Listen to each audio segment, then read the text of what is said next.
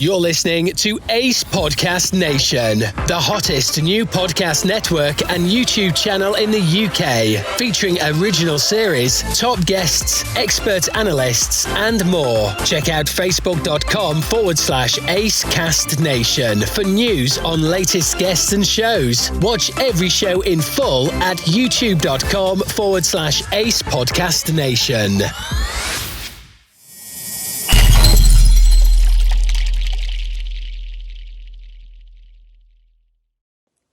I'm Ben Ellis, Cage Warriors Featherweight. Check out and subscribe to Ace Podcast Nation on YouTube for one of the best fight podcasts around, and the Danny Batten Fight Show every Wednesday for all MMA news.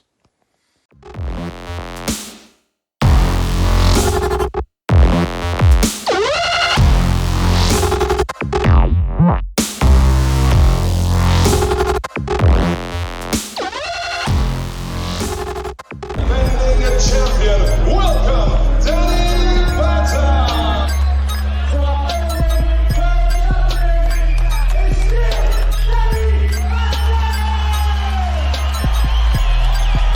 Fucking number one.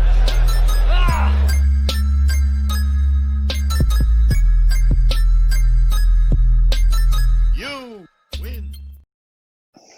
Hey guys, I'm Sai and welcome to Ace Podcast Nation, the home of the Danny Batten Fight Show. This is episode number 57 and we're going to be doing a retro review of UFC 11.5, otherwise known as the Ultimate. Some big names on there, some pioneers of MMA, and we're going to talk a bit of MMA news. There's always plenty of that going on, but the show is available as usual. You can watch the video version, youtube.com/Ace Podcast Nation, and you can get the audio at the usual podcast platforms. Just search Ace Podcast Nation, and don't forget to subscribe to the YouTube channel.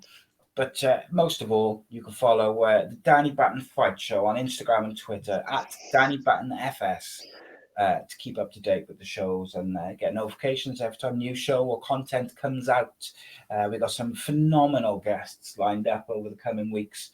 Starting with next week, we have current Cage Warriors flyweight champion, Mr. Jake Hadley, joining us, which I'm very excited to have join us for a chat. And we'll also be talking about next week's MMA, which returns as UFC returns with a bang. With Max Holloway fighting, so that's going to be phenomenal. Plus, we've got the build up to the Conor McGregor, Dustin Poirier 2. But joining me this evening to talk some MMA news and a little retro review is none other than former Cage Warriors champion, UK MMA legend. It is Mr. Daniel Batten. How goes it, my friend? Yeah, we're doing okay, Si, and all the listeners are doing okay during these hard times as the continuing lockdown is still shadowing our potential happiness. Yeah, I read something today that said it's going to go on for another 12 weeks. Which yeah. But let's keep it a COVID lockdown free zone for the season. Yeah. It's been a long week for me. I got to be honest. I've been feeling rough, as people who follow the channel know. But I'm up and at 'em tonight. So we're going to talk some latest news to start with, mate.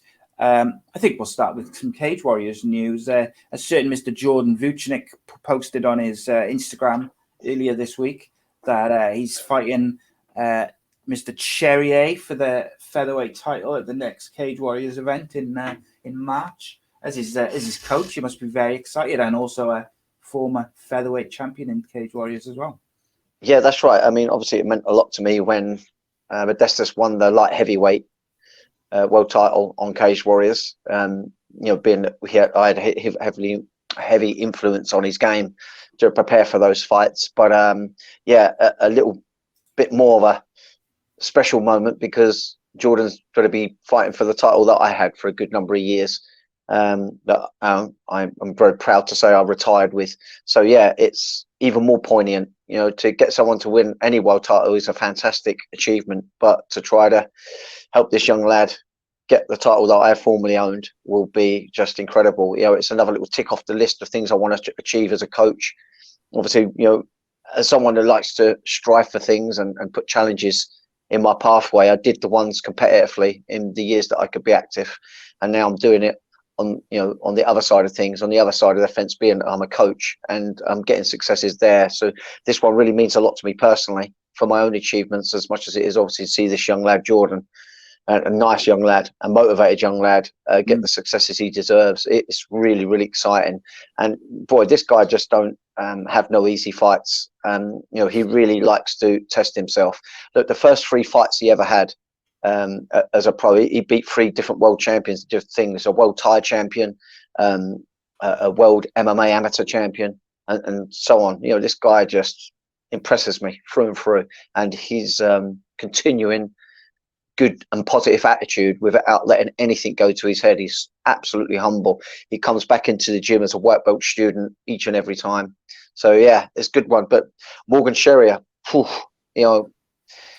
what a test he is. Unusually powerfully set guy.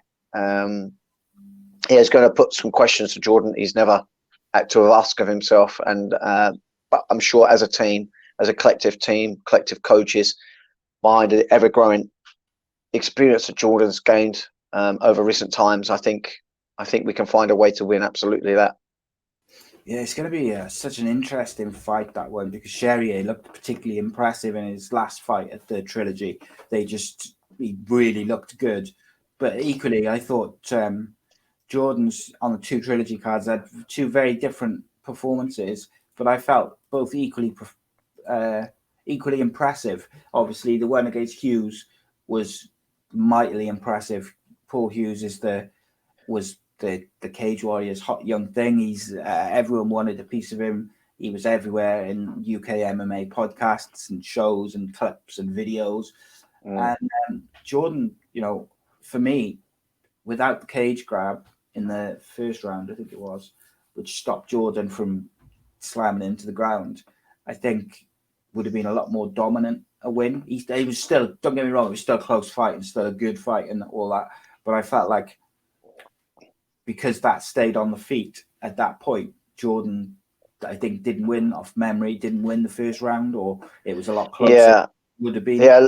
Look, when you got 2 lads so closely contested in all areas for the grappling, the takedown, the striking, athleticism, their fight IQ, experience, everything was so similar between them that it's gonna, each round is going to be taken by micromanaging the game, and something as subtle as a cage grab literally can turn around from being a potential loss to a potential win. And in that case, I really think that grab that he got led to a really deep switch that he succeeded with numerous times in that fight, actually. But that one set up the first one that made Jordan lose that first round. And I think, how would that fight gone had that fence grab not happened? I would expect you would have seen Jordan take that first round, and then the second and third round would have perhaps been different because Jordan would have had the momentum and could perhaps open up a little bit more.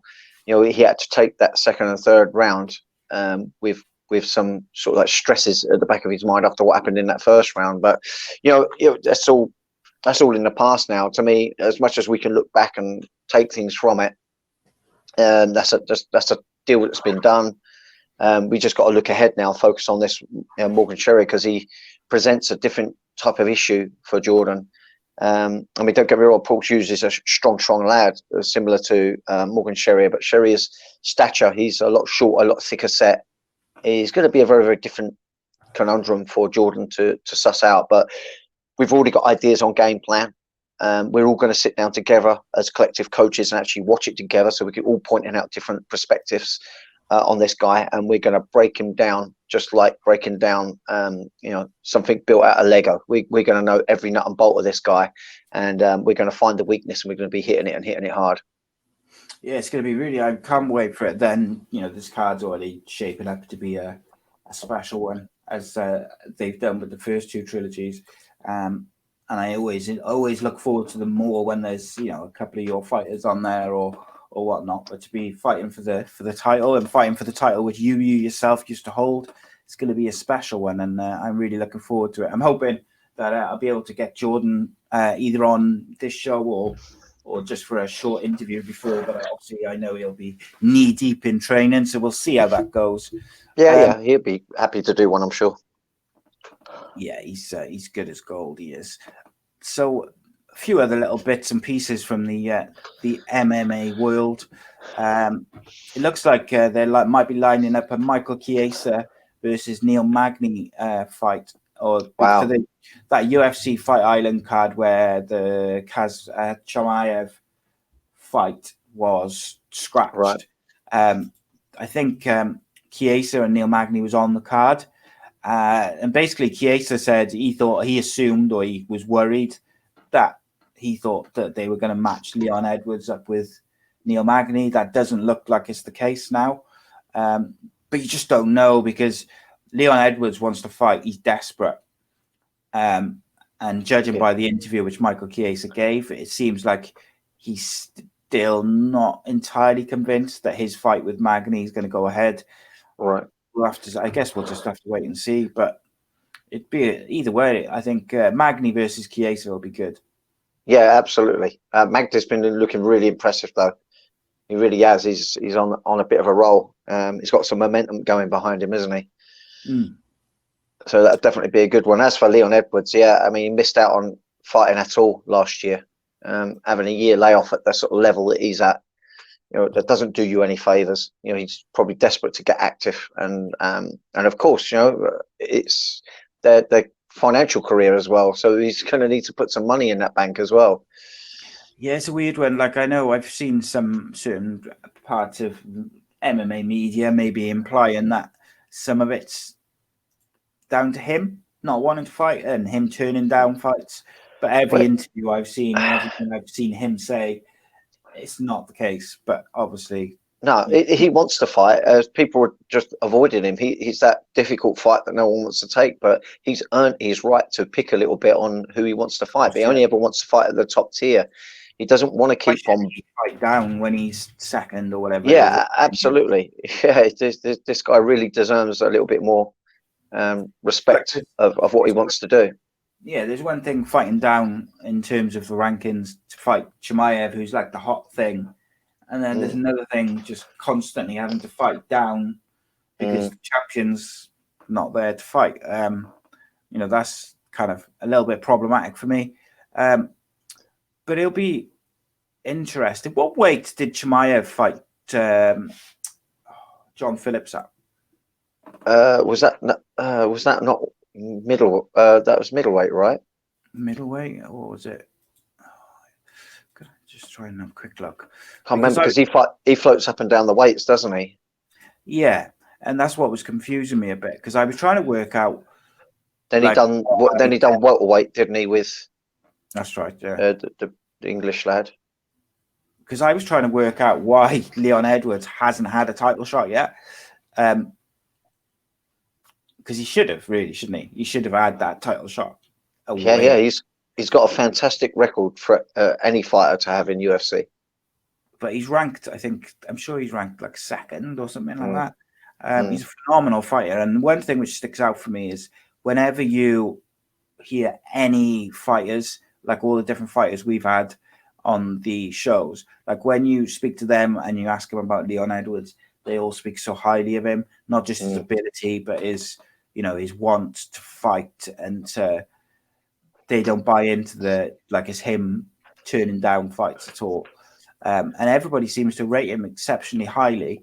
I just can't quite put my finger on why Dana White hasn't set up that title fight for him. Yeah, I think there's just been so many other big fights, hasn't it? And it's kind of maybe put overshadow on the expectations that we're having for Leon. But Leon was just so inactive, unfortunately, last year. So that kind of pushes you out of the names that gets mentioned and bantered about. And UFC was just so busy putting on events, on a weekly basis that we just got preoccupied. Mate, yeah, he's welterweight, isn't he? So, like, Usman's the champion. Like, to me, why haven't they done that fight? Yeah, well, they have fought, haven't they, before? But that was going back a number of years. Yeah, that was ages ago. There wasn't. Yeah, like before Woodley and Usman. Yeah, and Leon's developed into a different fighter since then. God, yeah. He's on a big unbeaten streak, isn't he, Leon Edwards? Yeah. So I'm trying to find. This is how far away it was. I can't even find that. Right, Usman Edwards, 2015. Yeah. And Approaching 6 years ago.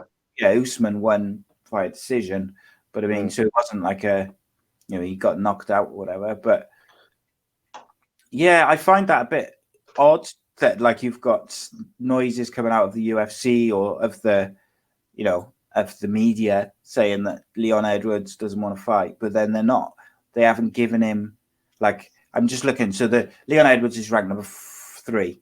So you've got the champion, Usman, then you've got Covington's number 1, Gilbert Burns number 2, Leon Edwards number 3, and Masvidal's number 4. Why haven't they set Leon Edwards up against any of those 4 fighters? Like, for me, that's bizarre. Yeah. And when you look back at the fighters he's fought, like he fought Sabota, Barbinio, Luque, like Cerrone is probably Gunnar Nelson, like Dos Anjos and Cerrone are probably the biggest names they've given him. Like they haven't really given him that that top tier name to fight. Yeah, he's ranked number 3. So I can understand his frustration. I would love to see Leon Edwards versus Colby Covington. I've got to say, I think that would definitely be good.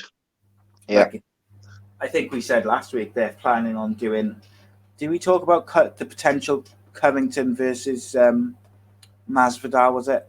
Who did we say? Yeah, I think we spoke about that. Yeah, but if they're not going to do that, I would love to see Edwards versus Covington. But then I would also love to see Edwards versus Masvidal as well, right? Because they had a bit of a Barney, didn't they? Edwards and Masvidal backstage way back. That was that's all gone quiet now, though. Don't hear nothing about that. Yeah, like looking at those rankings, really, mate, isn't it? Like you could put Leon Edwards against any of those 4 guys. So Masvidal, who's just below him, Gilbert Burns, Colby Covington, or the champion. Yeah, and they'd all make sense. They'd all be top fights. They'd all be fights that he deserves. And even like you've got Stephen Thompson below Masvidal. I don't think Leon Edwards should have to go to Stephen Thompson at the moment. Like I feel that he deserves one of those other 4 guys. If they're not going to give him the champion, then give him Gilbert Burns. Give him that would definitely be an interesting matchup right there. Well, Gilbert Burns. Yeah, I think that'd be a really, really good matchup. Yeah, it'd be very interesting. Next week we've got Max Holloway versus Calvin Kattar. We'll do our predictions later, mate. But sure. You looking forward to seeing Max Holloway back in action? Yeah, I am. I just think he's going to struggle against Kattar. I do. It's really interesting how that's developed, isn't it, over the last couple of years? Because obviously there was that period where, like, people were talking about Holloway as being one of the greatest ever fighters. Like, he just looked unbeatable at one point. Didn't even remember when he took apart Brian Ortega. Yeah.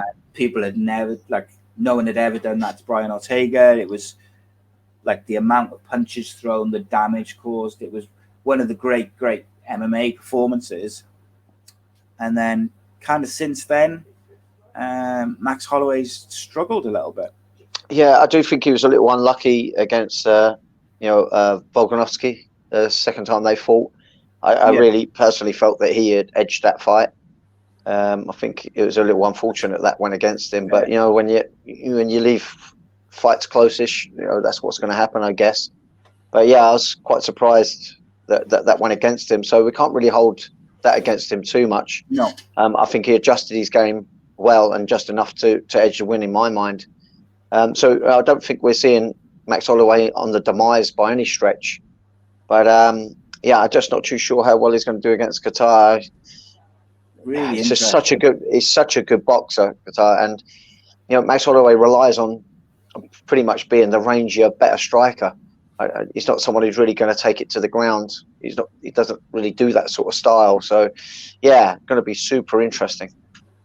Yeah, so like Holloway's still officially the number 1 contender, but I find it interesting that again, rather than giving him, obviously he's fought Volkanovski, so you can't really do that fight again. He could, and he's fought Brian Ortega, who's directly below him. But instead of going to Zabit Magmed Sharapov, I can never say his name, Zabit, or even Yair Rodriguez, or even Korean Zombie, they've gone down further to Calvin Kattar. But and whilst I do find that interesting, because like all of those fights would have been real good fights for Holloway, or for the viewer at least. Calvin Kattar has been on fire. Obviously, he beat Dan Ige by decision back in July. In May, he beat Jeremy Stevens via TKO quite quickly. He beat Zabit. No, he didn't. The fight with Zabit was called off, wasn't it? That's right. Yeah. He's beaten a few others, Lamas, and then before that, it was kind of building him up, really.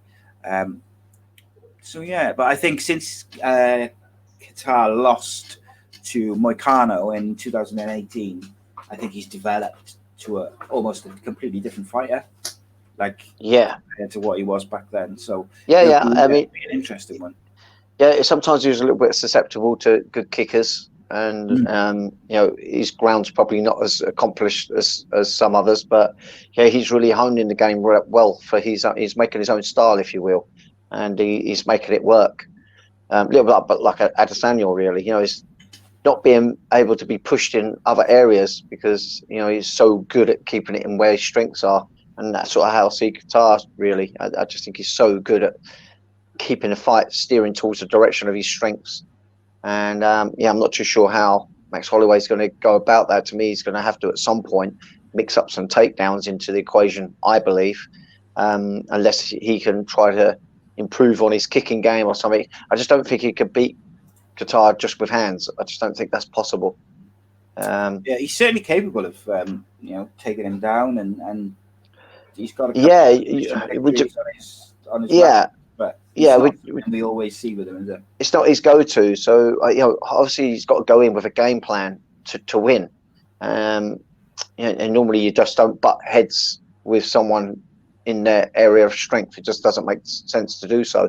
You maybe do as part of the round to get them into comfort zone of a certain range, and then try to do a surprise takedown towards the latter part of the round. Maybe that's what he's planning to do. I don't know, but he's definitely got to have a game plan to mind to try to edge the win out on this one. Of course, absolutely, he's one of the best fighters in the world. So, if he plays his cards right and gets it all running together, of course he can get the win. I just feel that he's up against it more so.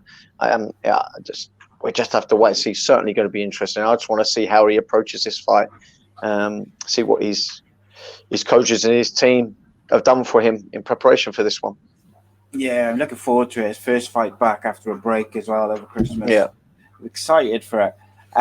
So a couple of other little bits I wanted to talk to you about. Fans back in the UFC shows as well, during these Fight Island shows.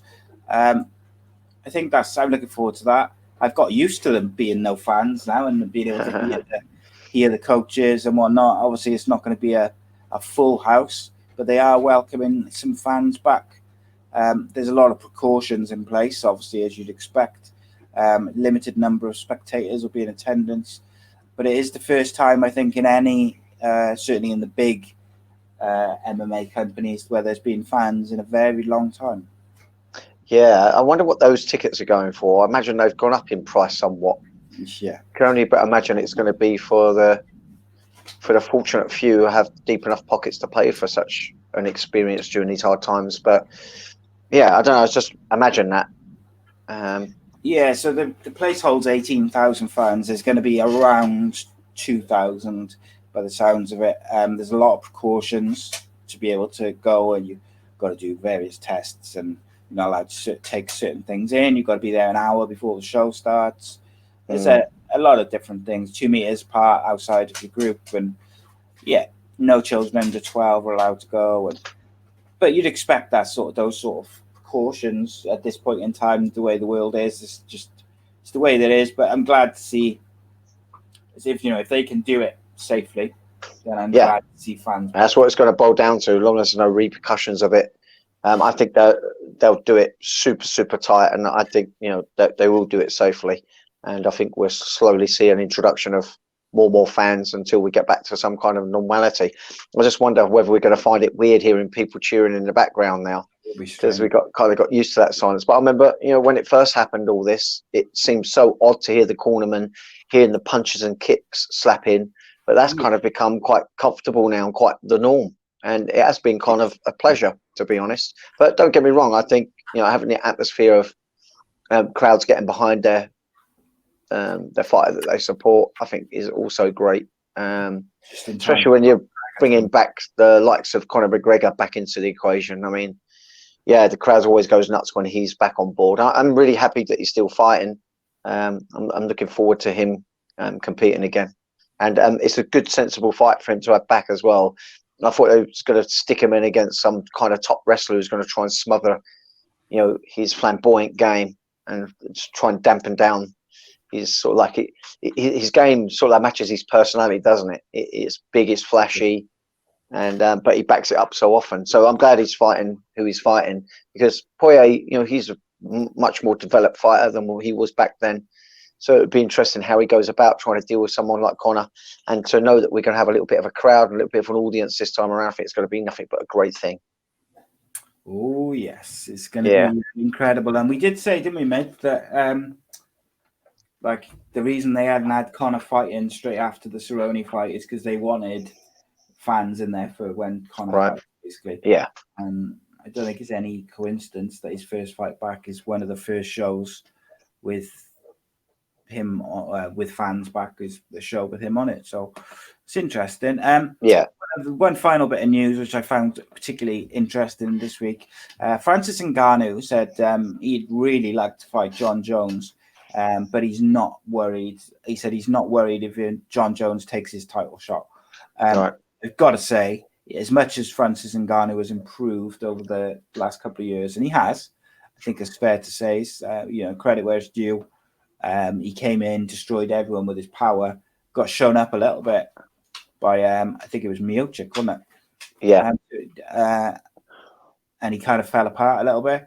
There's been negotiations with Jones and Ngannou, but they fell apart quite quickly, and it's never been talked about again. Jon Jones is Jon Jones at the end of the day, and I just think I got to say, I think no matter how much Ngannou's improved, I just think Jon Jones, unless he got caught with a huge shot, is going to take apart Ngannou. Yeah, you can only but imagine. And you're right, really. He's only got his power to really rely on. He's never going to outskill someone like Jones. So I don't know. It's hard to know who to match Jones against, isn't it? It's Miocic. Yeah. I just think, I know they're not going to want to chuck him straight into the title picture. They want to put him against another heavyweight first. Yeah, they want to get a few fights out of him. But I really think, I think he's planning to have his last number of fights before retirement. I can't help but get the sense that that's what's going to be around the corner. For me, Jon Jones is like Conor McGregor.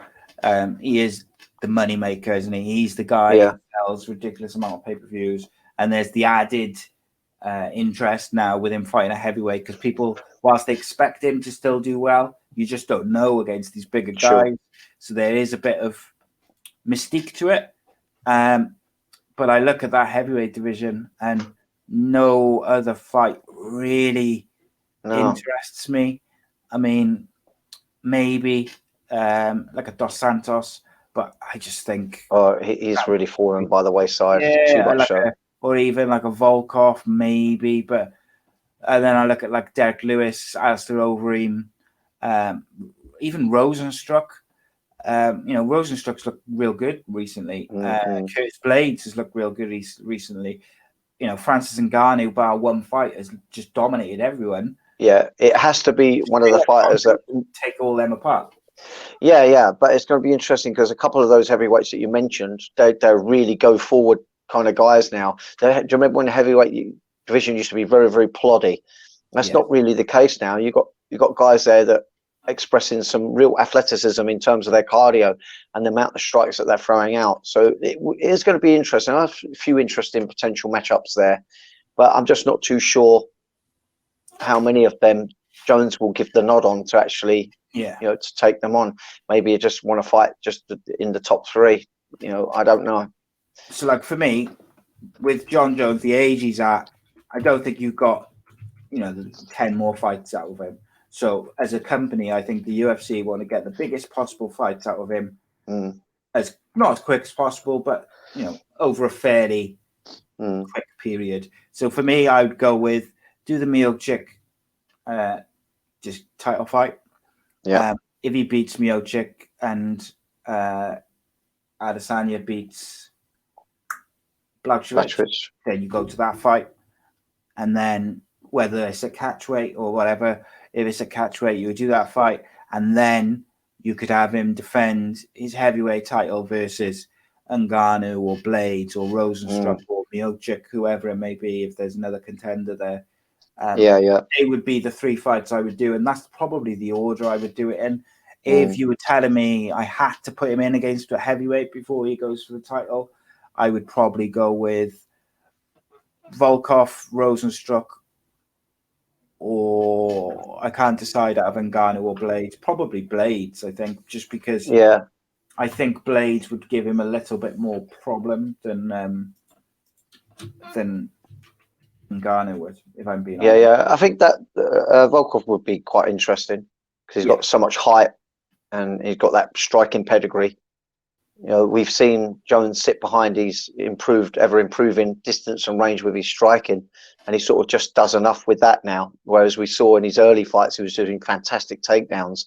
You know, I think against someone like that, he might start to having to reintroduce his incredible wrestling capabilities with someone like that. So yeah, that would be an interesting matchup in my mind. Yeah, I think so. I think the Rosenstruck one interests me because Rosenstruck, the last couple of fights, has really plodded forward.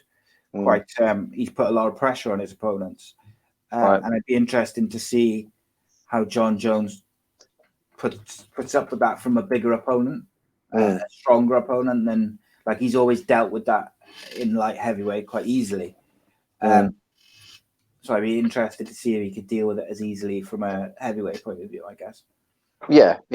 I just want to see him get active again. You know, it's been a little while since he's been in there. I just want to see him get active again, and you know, keep him rust free, so to speak, and so we can see him at his best in this new weight division.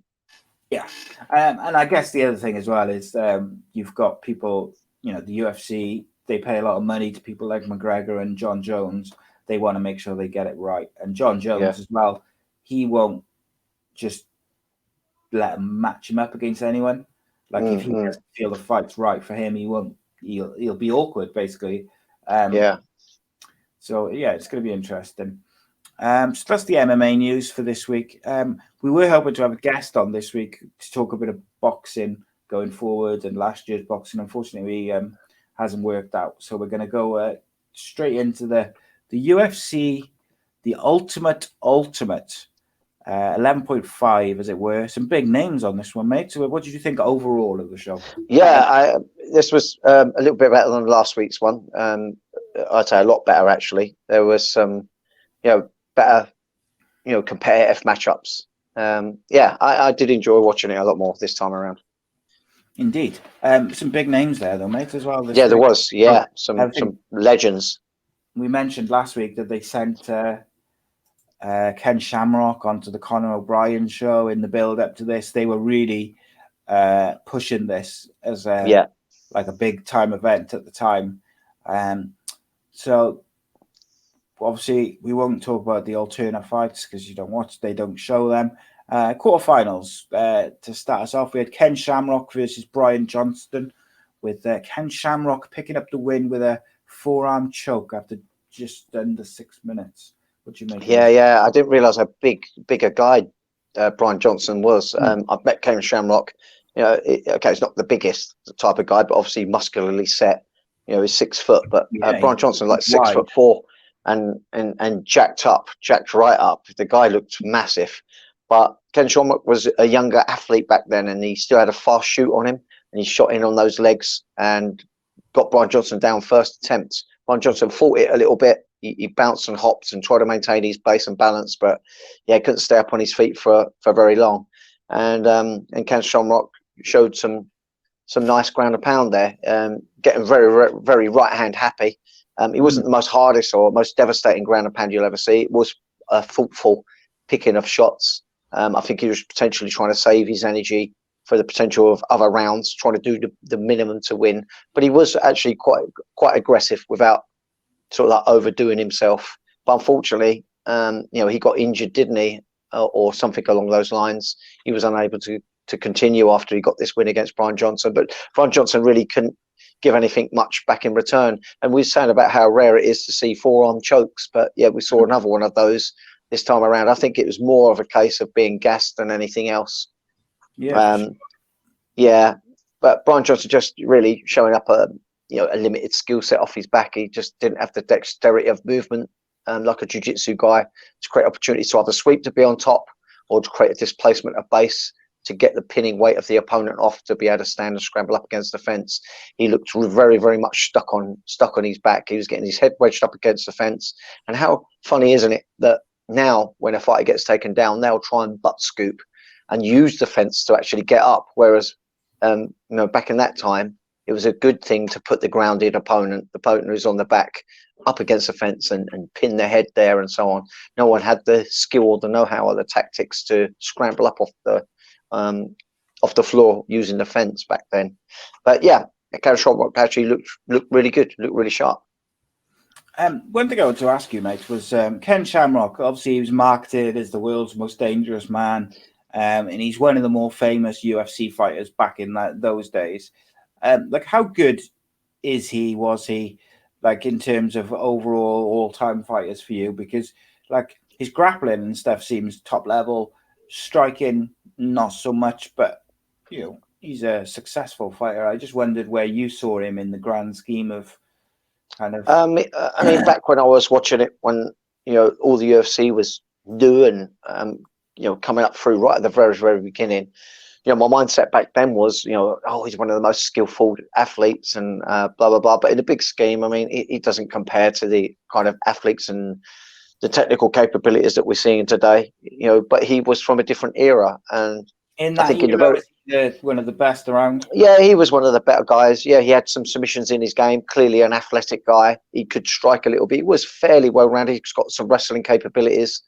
And he had those leg locks as well that he got numerous wins from that, no one really had back then. He's one of the first leg lock guys that was, truly effective back then. So, he did bring some new things to the mix. But,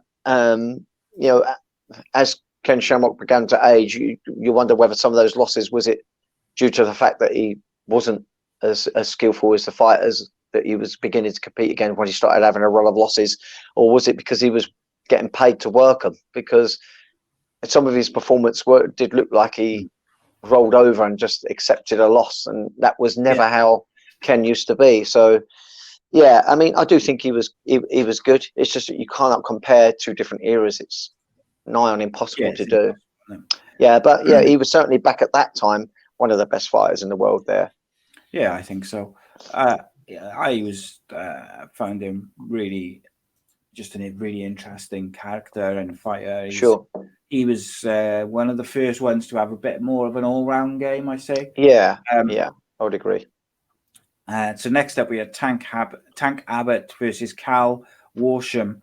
This one only lasted just under 3 minutes with basic stoppage from punches. What did you make of this one? Yeah, was this the one where he picked him up and he held Cal Walsham held onto the fence? It was that one, wasn't it? He held on, he sort of span him around like a basketball in the air and slammed him down. It didn't take long. 2 minutes 51 of the first round, getting a KO. Tank Abbott just looked his typical aggressive self, didn't he? He was just absolutely on it and digging deep and digging hard. It was really good. Really good performance. It was Tank Abbott at his best, I would say. Yeah, Cal Warsham did his best to make him look good, didn't he? I think best. No, I don't mean in terms of throwing the fight. I just mean that he kind of played into his hands. He backed off from him, tried holding onto the cage. He wasn't technically doing a great deal to trouble Tank Abbott, other than when he just had that one point where he was on the top of the cage like almost sat on top of the cage and Yeah. he hit a couple of big shots to the head, but Tank Abbott just slammed him down. But he backed off, didn't he? Like he did, Abbott and steamed in, and he yeah, I mean, played into I his don't hand. think it should have gone down as a KO though, because it was more that he tapped out. He tried to tap the mat, didn't he? Yeah, When they look on back the at the official results, it says submission punches, Yeah. which I think that is, which you don't always see a great deal of, do you? Sort of people. Yeah, but Tank Abbott looked like he had a bit of cardio about him. He was aggressive. Yeah, for the whole nearly 3 minutes, he was going at it the whole time. And a big heavy dude like that and being on the receiving end is not a good idea. And it got the result that Tank wanted. Indeed, it did. So next up, we had Gary Goodridge versus Don Fry, with Don Fry picking up the victory. In the official results, it says submission, and in brackets, fatigue. Yeah, this was the second time Gary Goodridge lost against Don Fry through getting really tired, or tiredness being a factor. But actually, he didn't seem to have improved his cardio from the last time out, did he? Yeah, well, I think he did. I just think that he was actually in a proactive position for longer than he normally would expect to do against Don Fry. He managed to take Don Fry down, which really shouldn't have happened. I mean, Gary Goodridge was really going in there as an aggressive, powerful striker, and you've got Don Fry, who's obviously a superior wrestler who can box somewhat. But it was Don Fry actually got taken down to the ground, which was a bit of a surprise. But Don Fry, considering he's a wrestler and a wrestler on his back is not normally very fluent with his submission capabilities, but Don Fry did show a little bit of know-how. He actually tried to rise his hips up and try to go for an armbar. Okay, not technically exactly correct in today's knowledge and know-how, but he was firing up legit submissions off his back that kept Gary Goodridge busy and unable to relax on top. And of course, it got to a point where Don Fry was able to create a scramble. And in that scramble, it looked like Gary Goodridge was getting tired and tried to jump on some form of guillotine, some kind of choke that he's clearly have pulled off in training, but wanted to put the fight away, where I think he must have been feeling the fatigue, but he fluffed it up because of the fatigue. He kind of slipped off of Don Fry's upper body and head and ended up underneath. And with just seconds, he decided that, hey, I'm underneath now and I'm done. He must know what Don Fry is all about when he's on top. He's going to be throwing relentless punches. Don Fry always impressed me with his cardio. He's a muscularly set guy that could ground and pound. He could wrestle, and let's not forget this guy could box a little bit too. He was not bad on his feet, but he just put a pressure on. He would just go from the start of the bell to the finish, however that may be, even if it was to the end where the bell has to get rung after however many rounds it would have to be to get to a decision.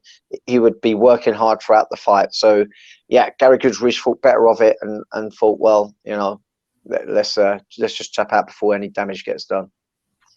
Yeah, for sure. It was certainly, I don't know, I find it a little bit frustrating with the way that Gary Goodridge kind of gets tired, and that's it. It frustrates me a little bit, but look, it was a different time, a different era. It was, and you got to remember, this was 11 minutes 20 continuous. There wasn't, it would have perhaps been different if it was 5-minute rounds, how it is today. But yeah, for sure. You got to wonder how many fights today, if they went on for sort of like one 15-minute round or two 15-minute rounds, or whatever it was, how it was back then. How many fighters would actually get to the end of a first round being 15 minutes long? Today, I mean, it'd be kind of interesting to see what would happen with top tier fighters fighting to the rule sets as they were back then. Because when they from the moment they start training, they train with rounds, don't they? So they're brought up on 5 minutes break, 5 minutes break, whereas these guys would go in hell for leather, all out. Next up, we had Kimo Leopoldo versus Paul Valerians, with Leopoldo getting the victory via a corner stoppage at 9-minute mark. Yeah, who'd you say? What? Yeah, Kimo. Kimo Leopoldo. Yeah. Actually, they both impressed me here because we've seen Chemo before, and we've seen Paul Verhoeven's before. And Paul Verhoeven showed great resistance for the takedown, but on the opposite scale of that, well, Chemo looked like he was doing things like a real full-on wrestler. He was actually performing really, really well, shooting on singles, doubles, body locking the bigger man, much bigger man. This guy was 6'7", a hell of a lot more weight, heavier, all round. Paul's big guy, and was working elbows in that clinch game, working elbows all the time, which kind of become his signature thing, really, given that he's got so much height over most of his adversaries. So he saw these downward elbows, constantly working hard. But Chemo constantly worked hard too. Really, really did try hard for the takedowns. Was trying inside wrestling trips, trying to work the outside leg with leg-on-leg takedowns. Tried the arms to leg takedowns. Tried body lock takedown. He literally gave his all for the takedown. But then, I think in his desperation to get it down, he ended up overextending himself with a takedown attempt and got himself off balance with the weight of Paul Verhoeven's. Ends up underneath Verhoeven's. And Verhoeven's was looking pretty good, to be honest. But as that round developed, as it started to hit the 7-minute mark, Verhoeven started to really slow up with his effectiveness of ground and pound. And partly due to Leopoldo's really good guard play. Not only was he threatening up submissions, he was putting shin across the body to alleviate Verhoeven's excessive weight being put all over him and smother him. So Chemo was getting a little bit banged up. He had a little bit of marking around the eyes, a little bit of a cut, but nothing too consequential. But Verhoeven started to gas and do less and less ground and pound, like I say, in those last couple of minutes, and really started to fade acceleratively to a point where Chemo started pushing to get on top in not a real technical way. But Verhoeven was so exhausted, he did try to fight it, but ended up getting sort of partially mounted, and Chemo didn't have gloves. Now, one of the things that I noticed about this UFC over any other is the amount of people choosing to wear gloves, knowing how much it damages your hands and stops you potentially going through to other rounds with hand injuries. But Chemo still went in there with bare fists and started bare knuckling Paul Verhoeven to the face. And yeah, they were pretty damn hard hits. And it got stopped with the TKO and KO. Really impressed with both, though, to be fair. And Chemo just absolutely impressed me. That before we knew him as just a striker who is a physically strong guy, to someone who's actually looking more of a wrestler than wrestlers do. Yes, yeah, it was an interesting. I enjoyed this one. It was really, I found it interesting to watch. I always enjoy watching Chemo fight. Anyway, he puts on some interesting stuff.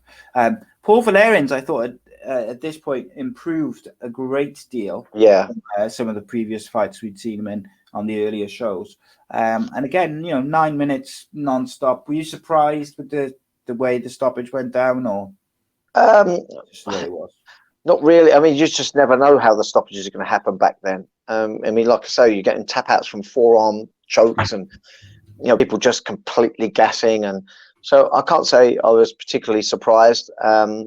I was just surprised in both their abilities. They both clearly had been improving their games. Their knowledge of this relatively new sport was growing, and they were showing and expressing that in there. It was a good fight. It actually had me watching and taking note of what was going on. Yeah, and you mentioned about the broken hands and stuff. The semi-final was changed from Tank Abbott versus Ken Shamrock to Tank Abbott versus Steve Nelmark, because Ken Shamrock injured his hand, which is, but he had gloves on as well, but he still injured his hand. But I put that slightly down to Ken Shamrock was throwing only right hands practically at some points. And maybe that's why, though, because he's injured. Oh yeah, you don't know if it depends which hand it was. Yeah, so maybe he hurt his left and was having to do it with his right, or maybe he overshot his right so much and ended up with an inflamed hand. And yeah, unfortunate that he couldn't carry on, because there were so many other interesting matchups that I would love to have seen him that night. I would really like to have seen him versus Tank Abbott.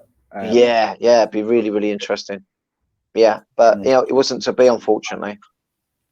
Indeed.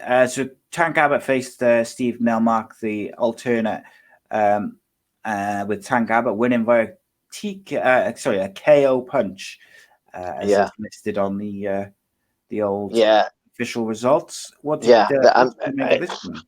yeah. I mean, Tank Abbott again. I said, like I say, I think that like we were seeing the best of him. I think career-wise, this was the most athletic version of him, and most prepared version of him that you'll see. Motivated. Yeah, normally going through the rounds, you would see an ever slower Tank Abbott, but he come out absolute swinging. He looked like he had pep about him from the get-go and was really putting it on that Steve Nelmark, really putting it on him. But Steve Nelmark was really trying to give it back. But in the exchange of the wrestling and breaking and going back to striking again, my goodness, it looked like Tank Abbott had killed him with the way he knocked him out. He knocked him out with a right hook, and the guy's neck bent over. He slumped over his knees, kind of knocked out like a little bit how Jacare. Jacare was knocked out from his knees on the ground and slumped backwards. Well, that's how this Steve Nelmark was knocked out. His neck looked broken because his neck was hung over his shoulder. It was resting up against the cage. It looked horrendous. But, Tank Abbott got the win, and in fantastic, typical Tank Abbott fashion. You're right, though, about the way he goes down, or the way he kind of slumps, I guess, after he's hit is what kind of took my eye, and brutal. But Tank Abbott looking like a fighter.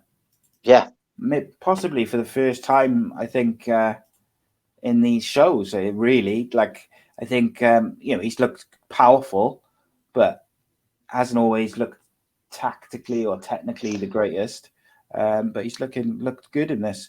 The next semi-final was Don Fry versus Mark Hall, which lasted all of 20 seconds, with Don Fry getting the submission via an Achilles lock. Yeah, this was a real surprise. I didn't think that he had that kind of...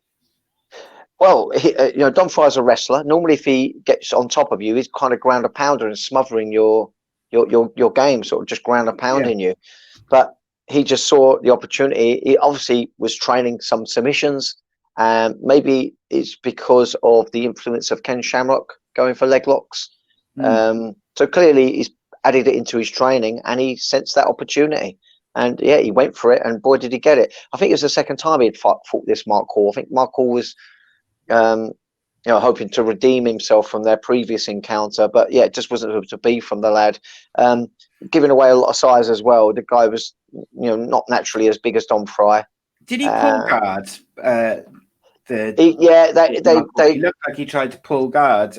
They very quickly. I don't think he pulled guard as such. They very quickly went into like a wrestling clinch, and Don Fry just bowled him down. Literally, he only done the first sort of like 30-40% of a wrestling actual tackle and takedown, but bowled Mark Hall down with such ease, partly because of the athletic and physicality difference.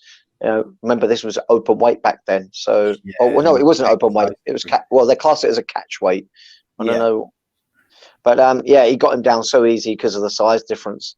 But it really just shocked me to see him jump on that leg. I never knew he won by a leg lock ever.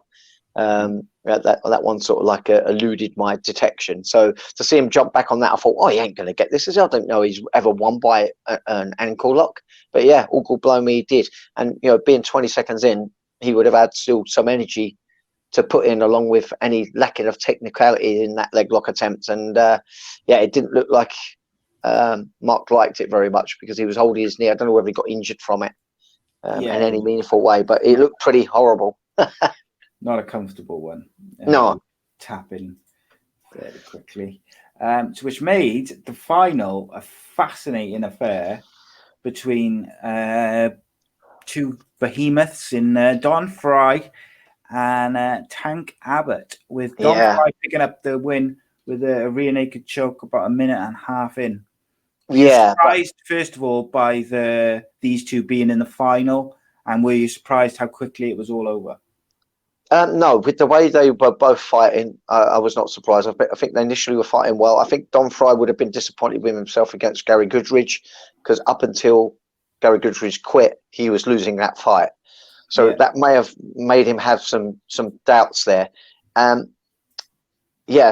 it was hard to know what kind of frame of mind he was going in there. But, of course, Tank Abbott would not play the same type of game Gary Goodridge would do. You know, Tank Abbott's a specific type of way and try and knock you out on the feet, and if he clinches you and ground and pounds you, would try and knock you out that way. But it's all about the knockout for Tank Abbott. And boy, Tank Abbott didn't disappoint. And the thing is with Don Frye, as we came to know, he's willing to trade with anyone, no matter how big a striker they are. But it nearly went against him. It really did. They both come out throwing a jab, and Tank Abbott's jab was considerably harder than Don Frye's and knocked him off his feet. He went staggering backwards. Tank Abbott went charging in to try to put the finish on it. But Don Frye, being Don Frye's absolute warrior, stood up, started trading shots again. Again, like he was coming off worse, getting backed up. Exchanged numerous blitzing shots, staggered Don Frye yet again. But then as Tank Abbott went charging in, he fell himself off balance and ended up putting himself underneath, and for which Don Frye very, very quickly got onto the back of Tank Abbott.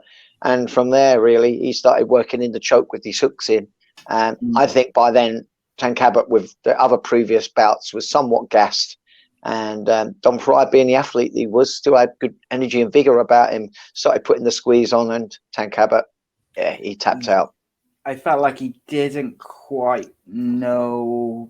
I don't know if I'd say he didn't know what to do, but once he got that choke in tight, he had no idea what to do. He didn't fight there, shall we say? Yeah. Did you notice that he didn't even put his arms up to the choking arm? He didn't even do that. He had his arms peel it away. He didn't. No, nothing. And I think he kind of wrote it off as, okay, I have no idea what to do here. Let's wait until something goes on that I don't feel right and tap out. He was really at a loss there. He really, really was. But it really was him for the taking there. He was beating Don Frye, and Don Frye was a little rocked and a little ruffled with his feathers, and he did have an opportunity to win there. But yeah, for the 1 minute 22 seconds that it lasted, it was all fireworks, which you would not expect anything else from these two former athletes. Yeah, and I think when I looked at it before I knew the results and watched it, I felt like it was going to be one of these two or Ken Shamrock, who was going to be, some combination of those 2 or 3 in the final. So I was excited to see these two face off. Tank Abbott was not happy afterwards at all. He was very, very angry man.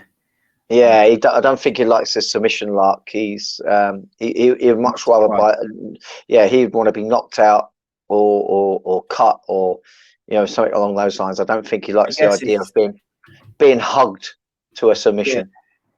I don't think he likes the thought of giving up. I think not at all. Back to it, isn't it? It's like I think more. To be honest, I think what angered him was the fact that he knew he was winning, and should have won it. But he made bad decisions. He made a rush affair of it all, and he got away with it in the previous fights, rushing for the finish, got the finish. Against Don Frye, you have to make sure and stamp that authority down on him and make sure of it, and not rush so much so that you lose base and get someone to swing up onto your base, onto your back. I'll leave that for you to tell Tank Abbott that it was a learning experience. Have you seen him in recent interviews? Nothing like the man he was. It's very different, isn't he? Yeah, he's very skinny now. I think he's had like liver what do you call it? Transfusion or whatever. What do you call it? Okay. Yeah, I think it's all the drinking and that. It's taken its toll on him. Renowned for that, though, isn't he? For enjoying a wee beverage. Yeah. He had to have life-saving. Yeah, he had to have a donor for his liver. I think it was. Right, he had like a transplant. So. Yeah, a transplant. That was it. Yeah. He didn't know that, but he's look. Regardless of what you think of whether he's technically one of the best fighters ever, he's an icon of the sport, and he's always enjoyable to watch just because of the way he fights. He's he's a legitimate fighter. He wants to go and chase down the fights and win them. I mean, he was great. I mean, when I used to watch him back then, I would always be nervous for the opponent, because I knew he was there to do damage. And Yeah, he always got the adrenaline going back then. Yeah, we really shouldn't judge him on our now educated eyes. We should judge it for how he was back then, watching it, and how it was back then. I mean, they were largely uneducated in terms of how it's developed now, but he was massively successful. Back then he really was.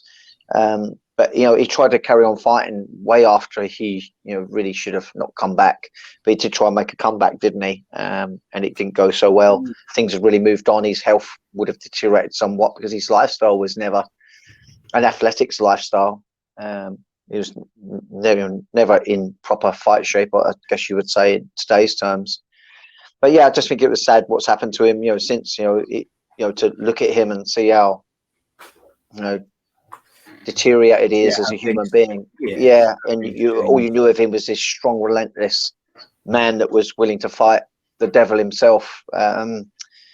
Father time or way of life takes its toll on people, unfortunately. And yeah, it's kind of sad to see him in his sort of situation he is now. But in the interviews I see, he's of good mind, and still will talk some smack.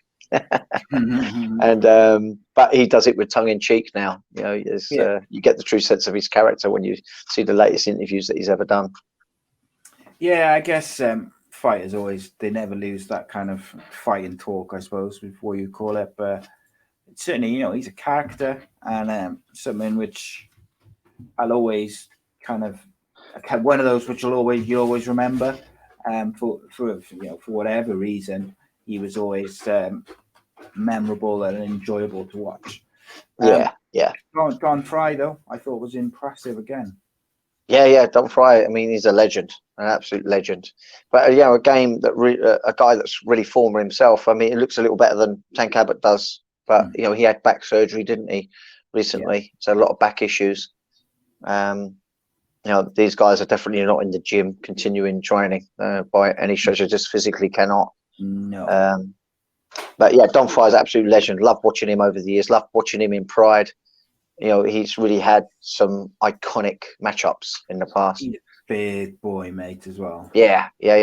So, he was a jack dude, but he was just like your typical chubby, American. Yeah, chubby. He wasn't like a chubby heavyweight. He was a big, yeah, which was always. Did you ever see his fight with Gary Goodridge in Pride? Do you ever remember watching it? I might have. Yeah, I'm pretty sure Gary Goodridge knocked him out with one head kick. Wow. If I remember rightly. I just see if I can have a look and just to clarify that. I'm sure that was the case. Really nasty one, like knocked him cold. I'm just clicking on it now to have a look, just to recap myself. Because every now and then I do go over all the old fights every now and then anyways. Yeah. But of course it can. Always enjoyable, mate, to have a look back at the classics. Yeah. Gary Goodridge, head kick.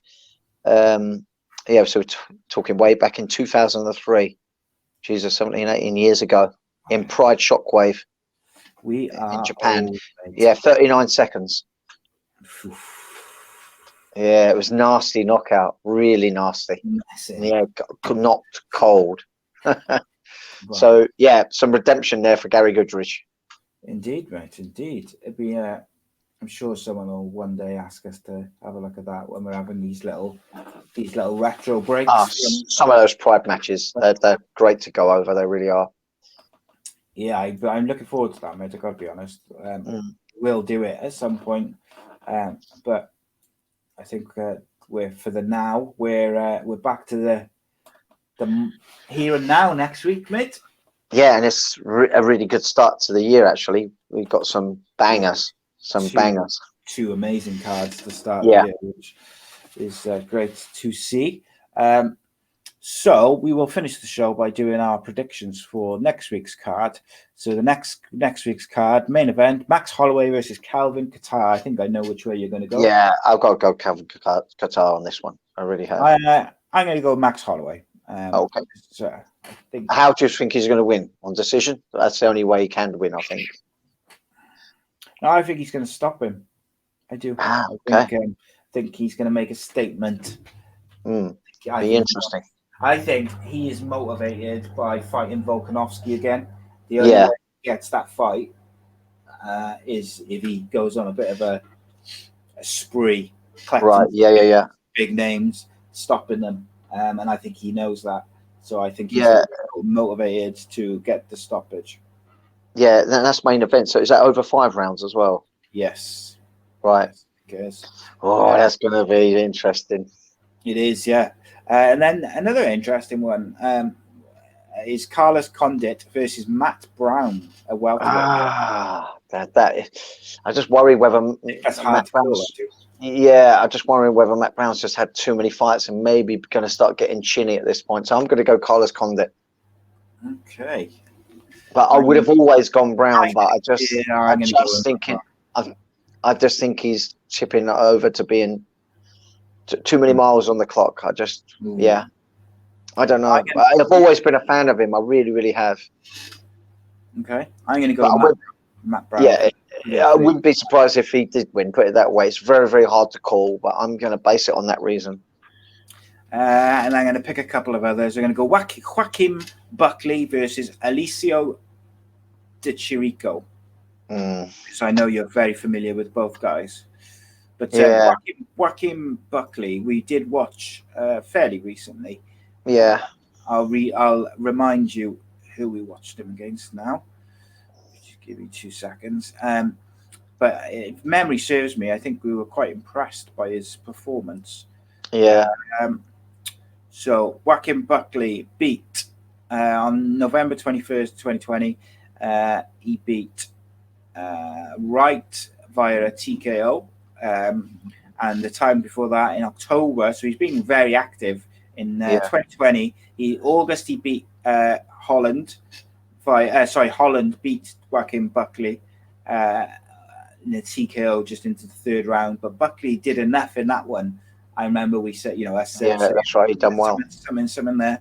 Then he fought Casanege in October, and he won via a TKO, and then he fought Wright in November and won via TKO as well. So, and what was it? What was the other guy who's fighting? Di Chirico. And what's his last performance been? So he's a 12-5 Italian fighter. His last fight. He's like a bit of a banger, isn't he? Is he a little bit of a striker? 5 wins by knockout, 4 by submission, 3 by decision. I'm going to go with the Italian. He lost to Cummins, and he lost to Muradov. And he lost to Holland, so he's on a 3-fight losing streak. Yeah, but I'm going to pick him. Let's go for the potential outsider. Before that, he was on a couple of fight win streak after beating Bang Bose and Marquez. So he's got something there. But I'm going to go with the Italian. Okay, I'll go with Joaquin Buckley. Yeah. Just wanted to have a look at one other fight on there because it caught my eye. There was 2 which caught my eye actually. There was a Russian,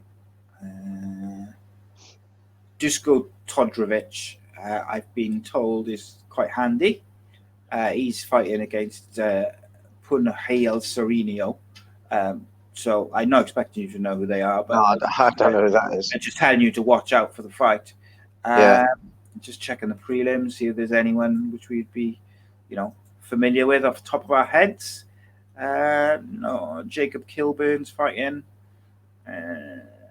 Mike Grundy is fighting. That'll be interesting.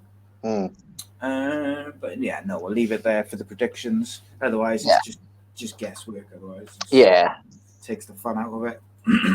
Amari Akhmedov is fighting Tom Breeze, though. I'm looking forward to that. That's going to be good. Yeah. Prelims. Carlos Felipe versus Justin Taffer. You can give me a prediction for that. Justin Taffer versus Felipe. 2 big dudes. Yeah, they are. Taffer. I'm going to go to Taffer on that one. So you've gone for the New Zealander who's 4-1. I'm going to go for Carlos Felipe. He's 9-1. He's got a slight reach advantage and slight leg reach advantage. A little bit of Taffer's slightly bigger weight-wise, but Taffer's won all his fights via TKO. But Carlos Felipe's won 67% via TKO, but he's also won 33% via decision. So, I'm going to go with Carlos Felipe there. But that'll be a good little one. On the prelims. I'll be looking forward to it. We'll have a look. Yeah, definitely. But yeah, that's us, mate. But we'll be back. Jake Haley's in the house next week. Can't wait for that one. Going to be a cracker. So we'll have a chat to him. We'll talk UFC Fight Night, or the first of the Fight Island cards. We'll preview the Conor McGregor versus Dustin Poirier and talk the latest news. But Danny, as ever, thank you, my friend. Thank you, Simon. Thank you, listeners. It's been a good one. Yeah, make the most of these nice hour-long shows. Back to normal next week, where we interview the guest and talk the full cards of UFC. But well, check us out Wednesday. Spread the word and look out for some other content which is coming as well, which is MMA related, specific to Conor McGregor and the build-up to his fight. But in the meantime, we'll be back next Wednesday.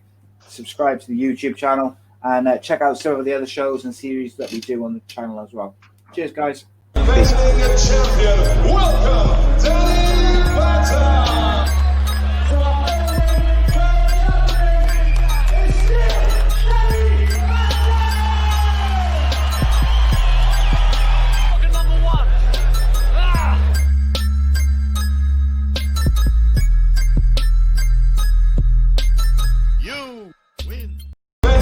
Champion, welcome, Danny Batten.